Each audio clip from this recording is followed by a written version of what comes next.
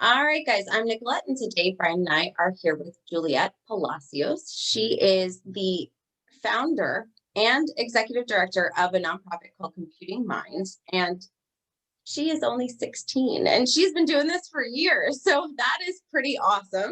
You are awesome, Juliette. And she's going to talk to us today a little bit about coding and her story. So thank you so much. We really appreciate you coming on and talking to us. Yeah, thank you for having me. So, Julia, how did this all start? Let's go back a little bit. How did you get interested in coding? And please tell us a little bit more about Computing Minds as well. Okay, so I first got interested in coding. The very first time I was introduced to it was when I was in fourth grade, and someone came to our school after lunch one day to teach us a very short lesson on the basic fundamentals of computer science. And it was a very simple lesson where we had a little character and we put some coding blocks together to make it move through these types of mazes and obstacle courses. And it was super fun for me. I really liked it. It was one of my favorite things that we did that year. And I really wanted to pursue it, but I wasn't fully sure how. So when I got to my first year of high school, I was 14 in my first year of high school. I noticed that there was a computers class being offered that was called The Joy of Computing, and it basically taught lessons that were a bit similar to what I had learned in fourth grade, but slightly more complex since I was in high school versus fourth grade. And I signed up for that class because I knew a little bit of what to expect, and I remembered that really fun time that I had before with that. So I actually signed up for that class, and then I went into that class, very, very excited about the class. And probably by the end of the first week of school, it became really one of my favorite classes. It was so much fun. So that's really how I got interested in computer science in the first place. And then I started Computing Minds actually because when I was in that class, I started to realize that there were a few things that was going on in that class. The first thing is that there were more boys than girls in that class. And, with even a quick Google search, or even personal experience, you can quickly realize that that's the way it is in computer science in general. There's usually a lot more males than females. And then I also realized that someone who was in the class, one of my friends, she was not as interested in the class, and I actually found that she was not interested in the class because she didn't really try it out ever. She kind of went in with an initial attitude on the first day of school, kind of the mindset of computer science isn't for me. And I think that just plays into the typical gender stereotypes that people learn over their life. So I think there was a strong sense of, gender stereotypes brought into the class just because, everyone's life is related to that, and it was just brought into the class. So I was thinking, and after a little bit of thinking, I thought that one of the reasons that I went into the class with a different mindset and without thinking about those gender stereotypes was because of that time in fourth grade when I was given that it was super short, but it was a really good experience and super fun, that lesson in coding. So I realized that actually affected me a lot and made me, change my mindset a little bit. And then I realized a way to change the dynamic for students who are growing up right now would be to teach girls at a young age about computer science and get them excited and just provide an area where there could be, supportiveness and excitement and encouraging, and just really to have a fun first experience with computer science. So I have a question because I started coding when I was probably in junior high, right? And it was interesting. You mentioned a maze, like you built a maze. We actually did the same thing. And I'm obviously quite a lot older than you are, right? So we actually built something very similar. Now, when you were excited in fourth grade about that, did you get excited because you were the creation of it? Was it the coding? Like what made you go, wow, this is really cool. I really like this. I think for me, it was part of it was the problem solving, and they kind of give you a problem, and it's like, oh, this character needs to get to the end, and part of it for me was that, and part of it, and this is especially for it, if I'm creating anything with computers right now, is definitely planning out what I'm gonna do, and then actually seeing it happen is really fun. I also think that that is something that's really interesting because you can actually work with um, a team of people and plan things out. And I think that's what's something that's really fun about this is that you can actually work with groups of people on it. So I think what's really cool is that you mentioned like introducing this at a really young age. So almost like before the stereotypes have a chance to set in and you start to think, oh, this isn't for me because I'm a girl, right? So like get them really young, excited about it so that they don't have that like preconceived notion, right? Is that what you're saying? Like let's start early. So all right, so now you decide that this is what's got to happen. What happens next for you? How do you go about this? I mean, because at the time you're 14. So, I mean, that in itself, no matter what you're doing, forget for a second coding, you're 14 and now you're like, I want to do something bigger, which is awesome. So what do you do next? So yeah, that's actually what I did next is I started going to local schools I live in the San Francisco Bay Area, and I started going to local schools in the East Bay because that's where I live, elementary schools to teach coding lessons to girls. The group sizes were pretty small, ranging from anywhere from like 1 to 5 students. And I did that my freshman year. And then my sophomore year,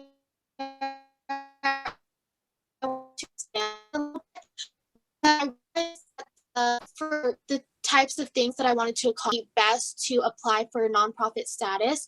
So sophomore year, I worked on getting nonprofit status. It did take a while to apply just because there is a lot of paperwork with the IRS, and also I mean, I bought a NOLO self-help book and I would go to the library some days after school to work on it, but it was a lot of paperwork. At the same time, though, there were definitely some fun aspects to it, like choosing the official name Computing Minds and choosing our great group of board members. But so yeah, that's how I kind of created it into a nonprofit. And then now I'm a junior, I'm 16, and what I'm doing is I'm really trying to expand Computing Minds. It's a 501c3 nonprofit now. I'm getting a lot more high school volunteers involved. So I started off with getting people that I knew, my friends, and then I'm trying to get friends of friends and reach out to high schools and seeing like, oh, do you know any people who would be interested in volunteering? And then I give different volunteer job opportunities and descriptions.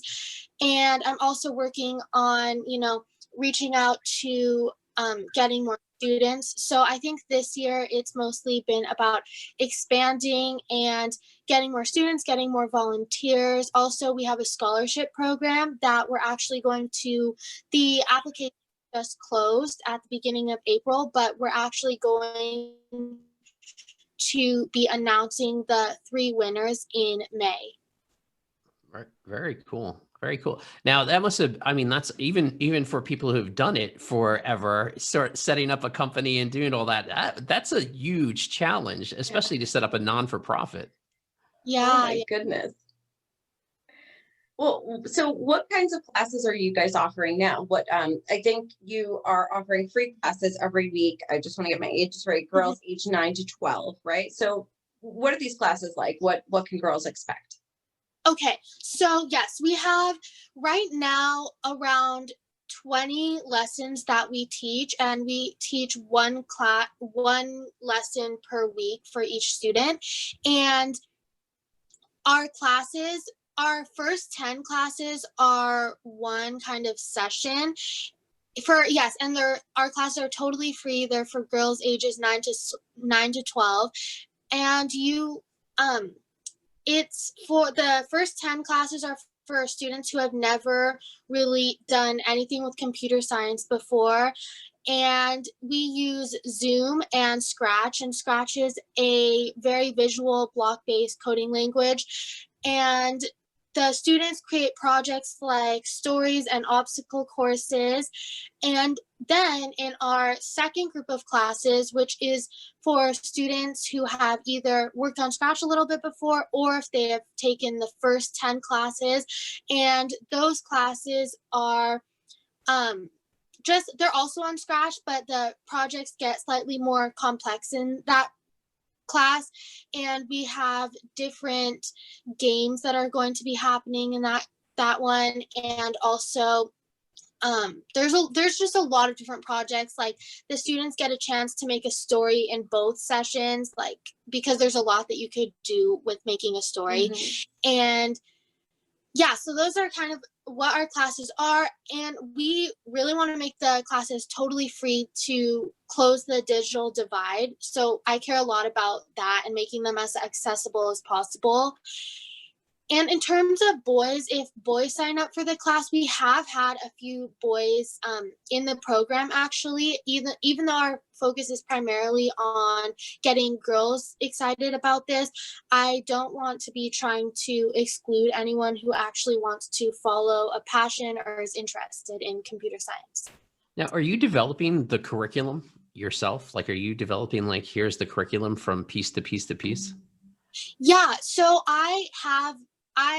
most of actually all of the lessons that I have made, I've had probably since freshman year, because I created the lessons. And how I do that is I just have a Google Doc, and then I create the lessons on Scratch, and then I take screenshots of the code and then put steps with like examples. And how the classes are actually run is with the person who is teaching the classes. So if it's myself or someone who volunteers, they go in, and there's typically a few minutes where people just, check in, talk. That's actually an amazing aspect to it, is, just get comfortable and say hi to each other. And then what they do is they show an example of the project that we're going to be making for the day, so that, the students kind of know what direction it's heading in. And then the person who's teaching the class pastes the link to the Google Doc in the chat, so that the students can actually follow along with the instructions. But at the same time, the person who's teaching the class also shares their screen and does the project along with everyone. And the reason that we have the instructions are for if students are, because usually when I teach classes, I like to go a bit slowly, so that I don't want to leave anyone behind on the steps. So we have the instructions for if anyone who wants to go like ahead on the project, or if they're ever doing any coding on their own and they want to go back and they have that link saved. That's really why we give the instructions. So have you had anyone graduate from being a student to now actually being an instructor? Well, we don't have anyone who has graduated that way, just because of the age group is 9 to 12, and the people who teach our classes are usually around maybe 16 or 17. So since the organization has only been around this is the third year, no one has I guess been gotten there yet. Yeah. Gotten there. All right. So we're gonna have to check back with you in a couple hold on. years. I have a question.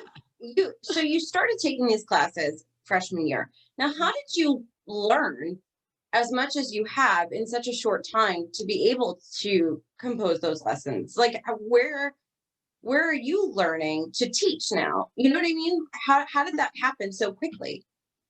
So this is actually an interesting thing, because how I have kind of been able to create these lesson plans and also grow the nonprofit is, I guess, what most people would say from life experience. So I taught the past 2 summers, I have worked as a TA for UC Berkeley's ATDP program. That's, I think, Academic Talent Development Program. And it's a summer program. And they actually had a class that's very similar to the curriculum that I teach at Computing Minds. And it was interesting to see how it was run. So that was super helpful. I TA'd in that class. But also what I've kind of been, I guess, teaching and involved in teaching and watching it happen since I was born, I guess, because my mom has actually been an elementary school teacher. She taught kindergarten for a while and second grade. Now she's a reading specialist. But I've always helped her at her camps that she taught or after school classes that she's taught. So I've kind of for a long time been working with students of this age group. And then sometimes I overhear her talking to her students. So I think it just gets like into my head, just like, living with that type of lifestyle. And then what's interesting is my dad actually, he actually used to own a pizza shop in San Diego. Unfortunately, we don't have it anymore. It closed down due to the pandemic, but we had it for 11 years. And we actually started off, it was a very small business when we started off. It was actually just mostly delivery based. So I would actually go with him when I was very young, go with him some nights on pizza deliveries, and I would go help him at farmers market. Sometimes I would make lemonade to sell at farmers market or pass out flyers. And I think that I saw him expand it from just mostly delivery based into actually getting a location in downtown San Diego. And I saw how he was able to expand that by like lessons like the best employees were not always the ones who knew how to make the best pizza, but rather the ones who were team players and willing to learn. And now I really have actually been able to take that into and that's not something I just straight up was told, I guess. I think it's just something that I learned over just experience. And so now that kind of relates to Computing Minds, because the volunteers that we have are definitely ones who are team players, willing to learn a lot, and not even always necessarily the ones who know the most about what they're going to be working on, but also the ones who are going to be willing to be a team player. It always amazes me because I had a very similar upbringing. Like I actually learned how to code because my dad code, but going to work with my dad was in the restaurant industry, but going to work with your parents, like teaches you a lot about just life, right? Not even just about like the business, but about how to deal with people, how, to work with team players. It's always amazing how that impacts your knowledge base. I think more parents should bring their kids to work more often.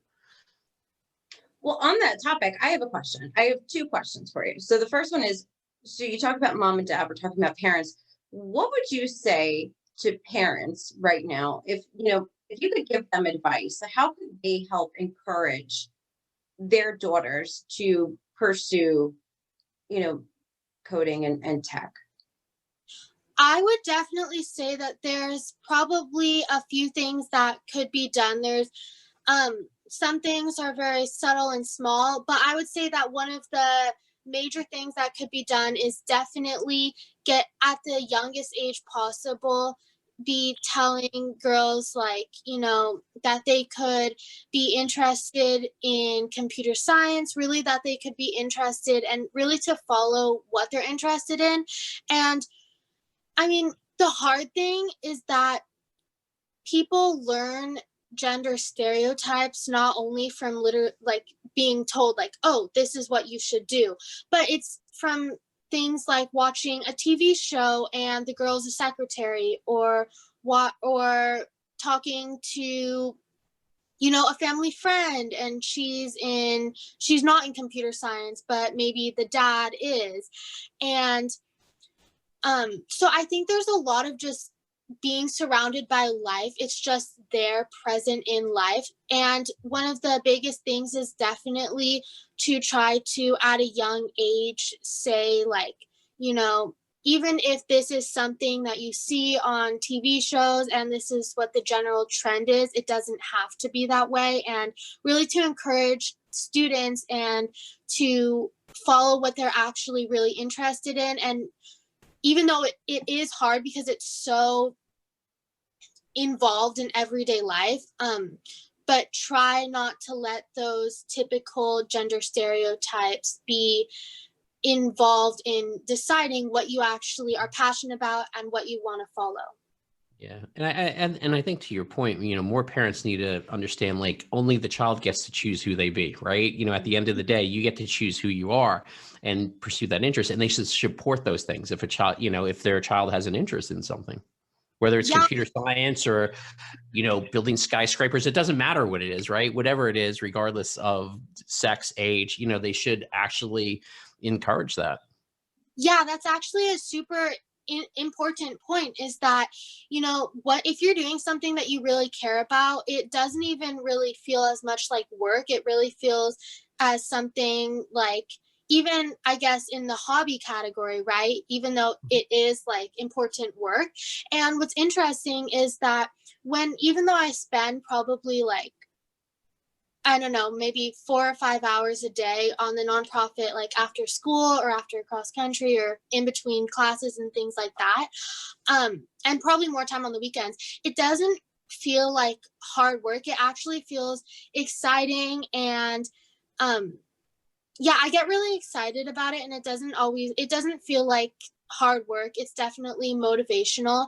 And yeah, and I actually think that I've actually started to realize that more this year and last year, because at school I actually have a philosophy club. So I like started that club. I'm the president of it.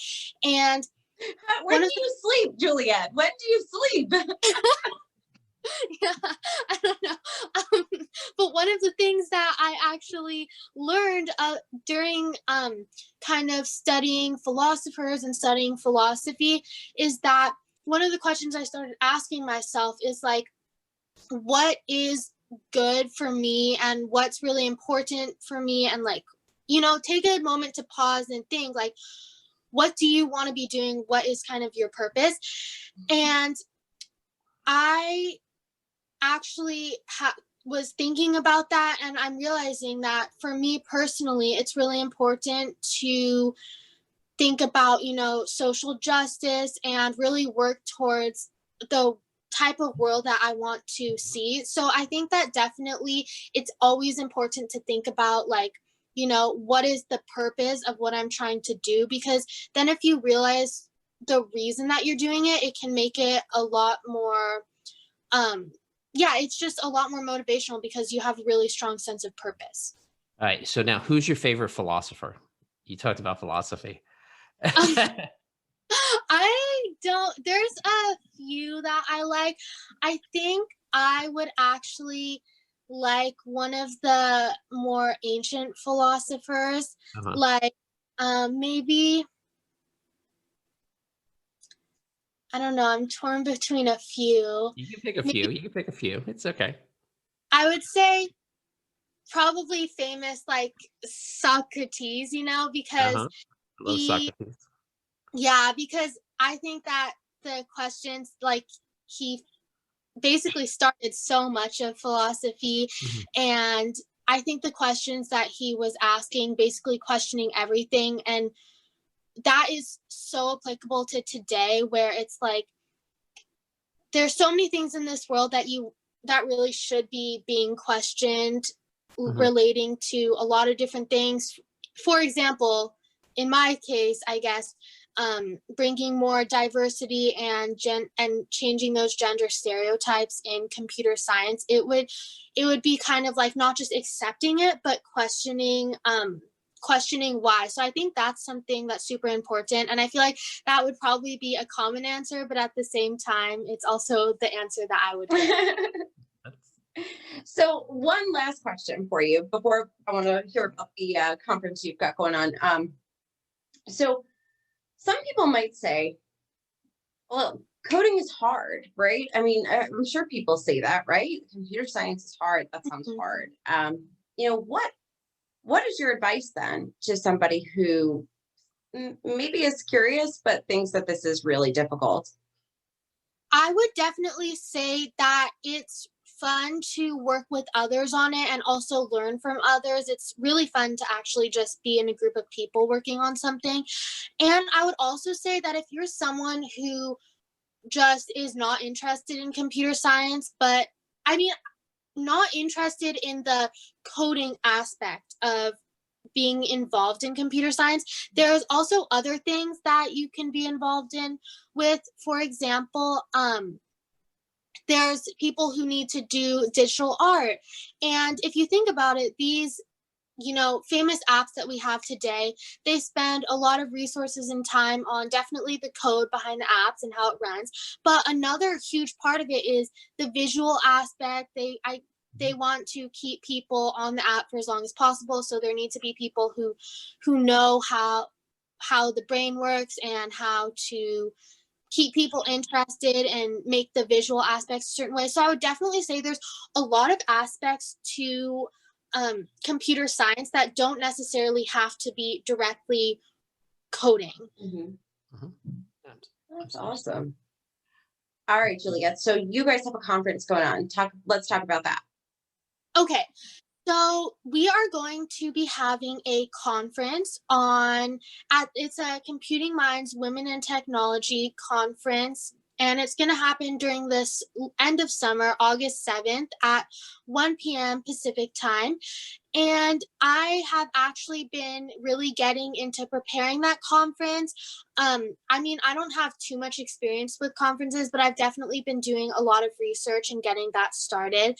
I have been reaching out to people who might be interested in speaking. So, women who have done various things in technology who might want to speak, ranging from creating something super interesting to just being super passionate and wanting to talk about bringing equity to change the way that there's lack of diversity. And something else that we're adding to the conference is going to be our awards, and we're going to have an award ceremony, and that's going to involve different awards like Changemaker Award, Leadership Awards, and awards for women who have done really cool things, various things in technology. So I'm really excited about that. And I've definitely been setting that up more. We're going to open it up pretty soon on the website for a way to actually sign up for that conference or get involved in to really get involved in the conference.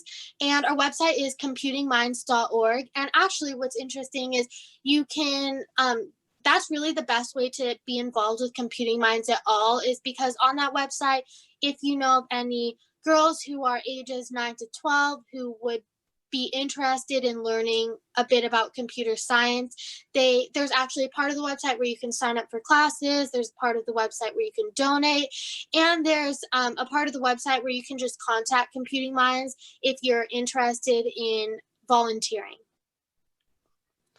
That's awesome. You are awesome. Yeah, Julia, keep changing the world. You're doing Yes. amazing things. Oh my Thank goodness. Thank you so much for everything that you're doing. Yeah, thank you for having me today. It was a fun time to talk to you guys. Thanks, Juliette.